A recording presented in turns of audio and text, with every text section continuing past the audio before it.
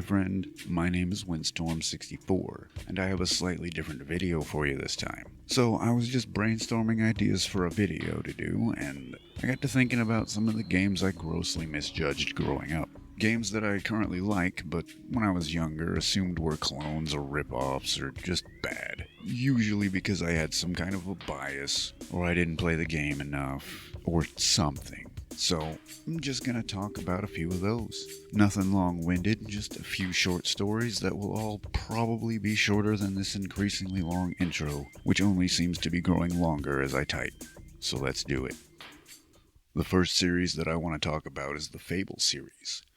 So yeah, back when I was first introduced to the Xbox, Fable was the first game I played for it.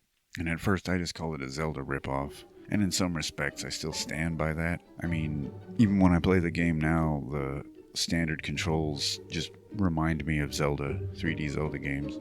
The more I played Fable, though, the more it began to feel less like Zelda and more like almost a satire of that type of game. On top of that, Fable is definitely its own beast with its RPG mechanics and morality system. It was one of the first games I remember that let you choose to be the nice guy or not, which is something you definitely can't get from Zelda. Although now that I'm thinking about it, Link does have a habit of just barging into strangers' houses, breaking their jars, and even outright stealing money and other stuff. Hell, he don't even think twice about robbing graves. He does it in like almost every game. But we'll talk about Link's grave robbing habits in another video. But as I was saying, Fable is similar to Zelda in many ways, but has its own unique identity and atmosphere. It has a dark tone and this Tim Burton-esque look to it, and just the right amount of humor to really give it its own flavor. Enough that calling it a clone is going a little bit too far. So, I was at least partially wrong about that game when I first started playing it. The next series that comes to mind is maybe the most interesting so far because it actually relates to a game I would misjudge later on. The next series is Metroid. Now, the very first time I played a Metroid game, it was Super Metroid on the SNES. Now, back when I first played this game, I was obsessed with the Mega Man X series, and after playing Super Metroid for like 10 minutes, I called it a ripoff, which is just as stupid as it sounds. Anyway, later on, I would end up playing Metroid Prime on the GameCube and absolutely loving it, so I gave Super Metroid a second chance, and I am so glad I did. It is so good. Go play it. I haven't had a chance to play Metroid Dread yet, but I'm sure it's great. I played Samus Returns for 3DS, and it was really good, so I'm not worried about Dread being good.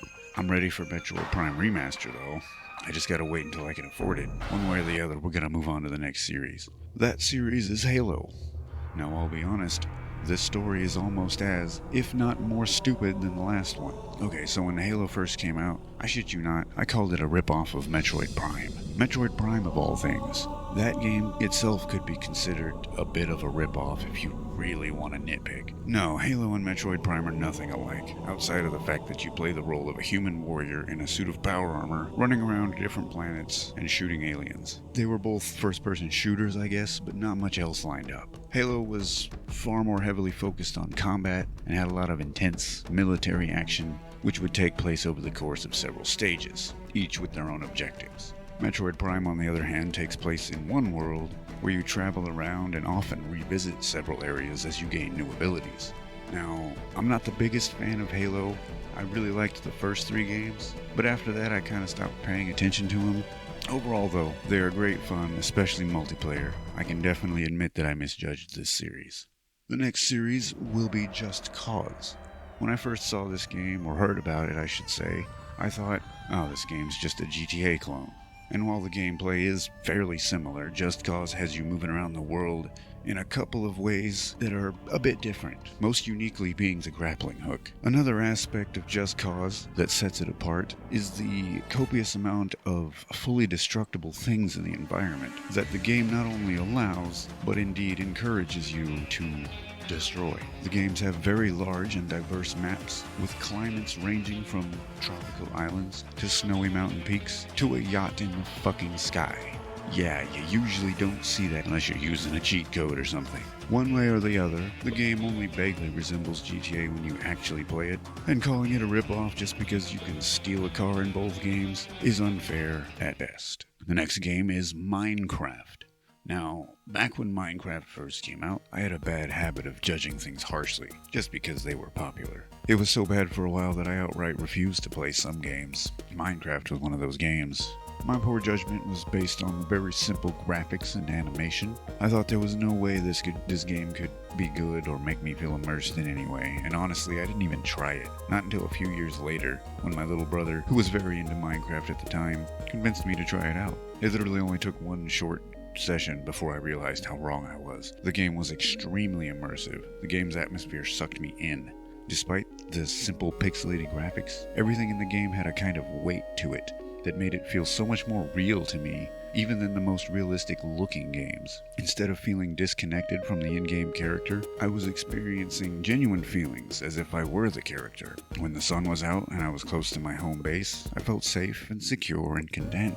On the other hand, if it was dark out or if I was in a cave, I would begin to panic. Now, I don't have any official diagnosis for anxiety, but I swear this game gave me panic attacks, and that just made it feel all the more real to me. Before I knew it, I was addicted, like actually addicted, in a bad way. I was skipping meals, barely sleeping for like 2 full weeks, just because I wanted to play Minecraft. I did eventually get burnt out on it though, and it wasn't long after that my original copy just stopped working, so I was more or less forced to quit the game for a while. I haven't played a lot since then, and I still wouldn't consider myself a huge Minecraft fan, but it's still a really cool and honestly fun game.